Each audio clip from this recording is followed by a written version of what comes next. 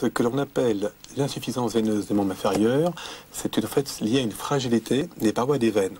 Vous avez deux sortes de vaisseaux dans les jambes, les artères qui amènent le sang vers les pieds pour nourrir les tissus, et les veines qui ramènent le sang vers le cœur pour drainer les toxines.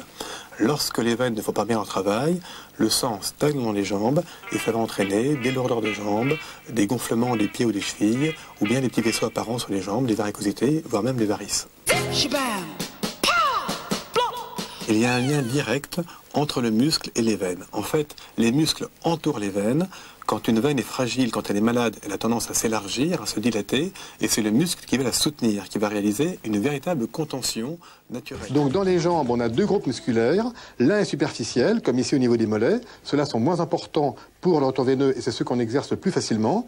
Et l'autre groupe, plus profond, qu'on appelle posturaux, sont 4 fois plus importants pour le retour veineux, donc sur la rétention d'eau. Donc on a mis au point une gymnastique spécifique pour renforcer ces muscles posturaux, à la fois au niveau des mollets, au niveau des cuisses et au niveau du bassin.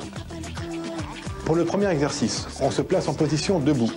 Il faut mettre le bout du pied sur une marche, car il est impératif que l'arrière du pied, le talon, aille plus bas que l'avant du pied pour stimuler les muscles profonds.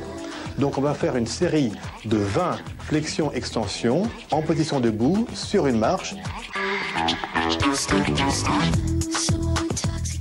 Alors, le deuxième exercice concerne les muscles adducteurs de la cuisse. On se positionne allongé, on va faire le pont en soulevant les fesses, en gardant le dos bien droit, et on va essayer de faire un mouvement de resserrement des genoux, comme si on avait un ballon entre les jambes. On peut le faire avec ou sans ballon. On essaye de comprimer les genoux l'un contre l'autre pour travailler les muscles à l'intérieur, à la face interne des cuisses. La dernière série d'exercices concerne les muscles du bassin, les muscles psoas. On se positionne debout et on va faire un mouvement d'élévation du genou et de la cuisse plusieurs fois. On va faire 3 fois 20 séries sur chaque jambe. Augmenter le tonus du muscle va être favorable aux veines, tous les sports de fond en particulier, à commencer par la marche à pied, la natation, la bicyclette, y compris la course à pied, que l'on a longtemps accusé d'abîmer les veines. Au contraire, aujourd'hui, on dit que c'est favorable. Vous faites de la course à pied avec des semelles à coussin d'air sur un sol souple, c'est très bon pour vos veines. Et ça fait...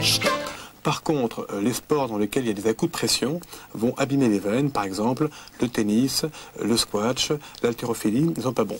Donc en fait, ce lien concerne les sports de fond qui vont développer le tonus musculaire et réaliser une véritable contention naturelle.